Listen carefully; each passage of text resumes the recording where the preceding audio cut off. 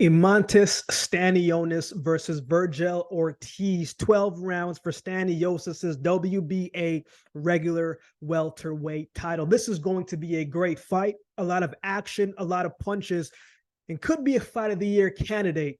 We've had a few already and a few more to come this month alone. So let's get into it. Let's start with Eimantas Stanionis. 14 wins, no losses, 9 wins by way of knockout. Stanionis does a lot of good things very well. He has a nice, tight, high guard, stiff jab, good combinations on the inside. He's got good pop, and he's patient, yet not too patient. He's got good power, right? Does a lot of different things in how he mixes up his attacks, variety of shots, consistent work rate. He's durable, always comes in well conditioned. He's just a solid all-around fighter. And not to mention, he's strong too, right? He won't go away. He's one of those guys where if you don't knock him out, he is going to be right there in your face and steadily coming forward every single time. He stays busy with the jab, but he's going to need to give out a steady dose of that jab in order to keep Ortiz away from him. Now, in Stanionis' last fight against Butayev, which was a very good test for him, I think, for both men, right? They were both undefeated fighters coming into that fight at the time. It was a tough, grueling fight. Both of those guys were similar stylistically, right? A lot of that fight took place on the inside. Those two guys were not trying to tap into that sweet science of boxing from a defensive standpoint, right? Or a movement standpoint. They were both standing right in front of each other, testing each other's chin and will. Stanionis, to me, was the more consistent fighter throughout the fight. Every time Butayev landed a shot, he would get countered by Stanionis, and Stanionis would fire a couple shots of his own, countering him, right? Whether it was an uppercut that he would slip in, whether it was a body shot that he would loop in, or whether it was just a stiff jab down the middle or to the body, Stanionis seemed to always have an answer for what Butayev was going to do. It was a good back and forth fight. But I thought Stanionis created the better openings from in close and put together better combinations in different ways and how his variety of shots that he was putting forward. Butayev's power in his shots as the fight went on just seemed like there wasn't as much steam as it was. Yeah, he was still busy. He was still throwing, but it didn't look like it had that same amount of power and that same amount of pop as the fight went on. He was constantly bringing the pressure, but it wasn't a shot that would discourage Stanionis. I mean, Stanionis was consistent and looked just as powerful in the early rounds as it did in the later rounds. His consistency and his power seems to carry throughout the rounds. But it was a fight also where Butayev was the aggressor and he got through a lot of his punches, but both men took a lot of hits and both men got hit consistently every single round. So it's going to be interesting to see how Stanionis handles the power and the speed of Vergil Ortiz. But let's talk about his opponent, Vergil Ortiz. 19 wins by way of knockout. When you look at Vergil Ortiz's record, it makes you think, right? You're like, dang, 19 wins, 19 knockouts. Like that's solid, right? That's a solid statistic. But when you look at his resume and when you see who he's fought, it makes those knockouts a little bit more impressive, at least to me. He's got wins over Maurice Hooker, Kevin Velasquez, and Michael McKinson, and a few others on his resume. Those are good, solid wins against solid opponents. When he fought Maurice Hooker, I wasn't sure how that one was going to be, right? Because Maurice Hooker is a very good boxer when he is on, right? He has the reach advantage by a few inches, and I figured he was going to keep it at distance, fight on the outside, right? Slip and move and let his hands go at the right time and just keep things at a bit of a distance where he would not get into Ortiz's fight or get sucked into fighting his fight. But right when the fight started, you could see that Ortiz, man, he broke the distance early, like from the jump, and he was throwing some big shots, but he was patient, using feints and level changes to cut off the ring. And one thing about Vergil Ortiz, man, is he is going to let the hands go.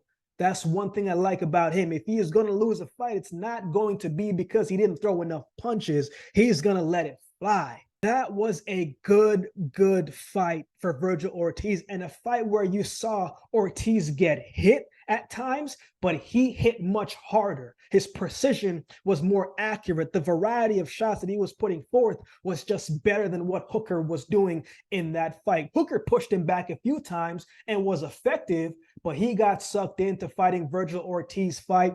Hooker stopped moving. He stayed stagnant on Ortiz, just flipped the switch and took over the fight. And he got the knockdown in the 6th and closed out the show with a shot that separated his elbow. You know how hard that you have to hit someone to separate their shoulder? Like, that's crazy when you really, really think about it. But again, that's that type of switch that and power that Vergil Ortiz has. After that fight, he goes to fight Kevin Velasquez, a former champion, a veteran, a guy who gave Crawford a good fight. And if memory serves me correctly, it was a guy that knocked down Terrence Bud Crawford, right? Mean Machine always comes into fight and is always going to give a great fight and great effort. And early on, I mean, he was bullying the young fighter, right? For a few rounds, he was roughing up Vergil Ortiz, countering him and caught him with some shots to the head, to the body.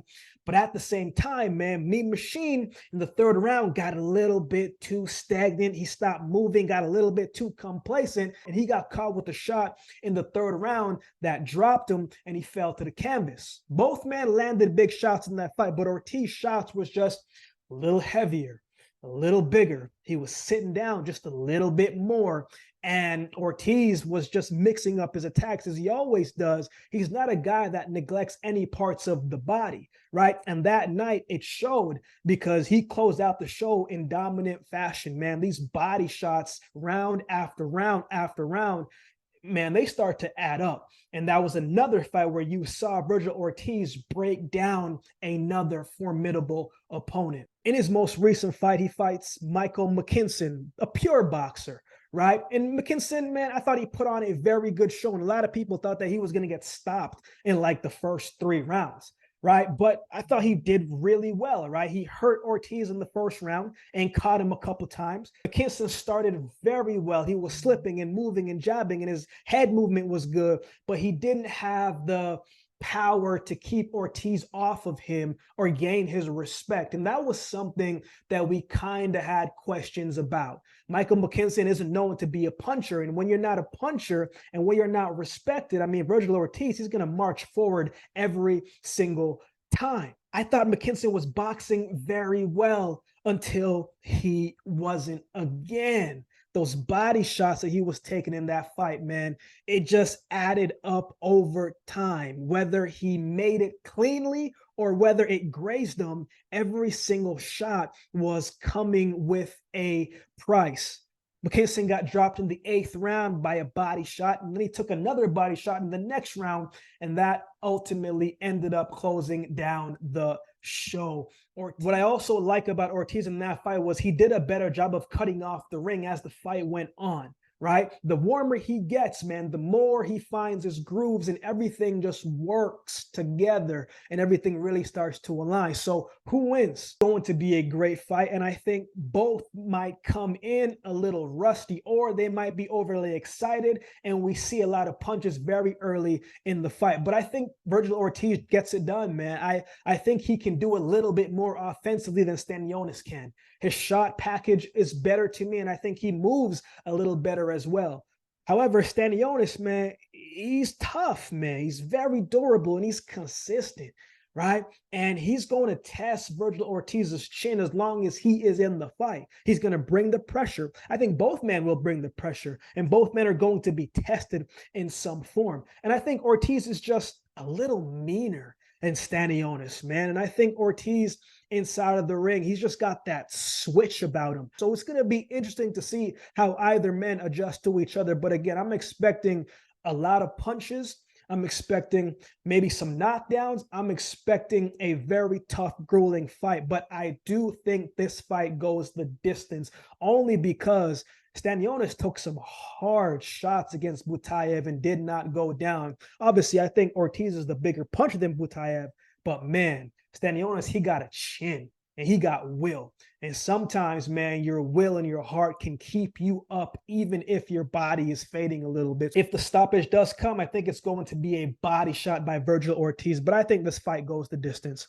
What are your thoughts on this fight? Who do you have winning this one? Let me know in the comment section below. If you would like to support the channel, there's a couple ways you can do so. You can like, comment, share, and subscribe to the channel. If you would like to support by way of donation, you can find options in the description below. Also, my Cash App handle will be on screen as well. Any amount goes towards the growth of this channel and will be greatly, greatly appreciated. Shout out to all of the members holding down the membership section, man. I appreciate each of you. I don't always get to do all of the suggested videos you guys suggest in the comment section below, but if you become a member, those suggested videos rise to the top, and I will do my best to get those done for you. Or if you'd like to become a member just to support the channel, that would be greatly appreciated as well. Shout out to everybody that continues to like, comment, share, and subscribe to the channel. We are almost at 3K subscribers, so if you know anybody around you that likes boxing and likes to talk boxing, then definitely share this channel with them. So with all that being said, if you've been watching the video this long, do me a favor and subscribe to the channel, and we'll definitely see you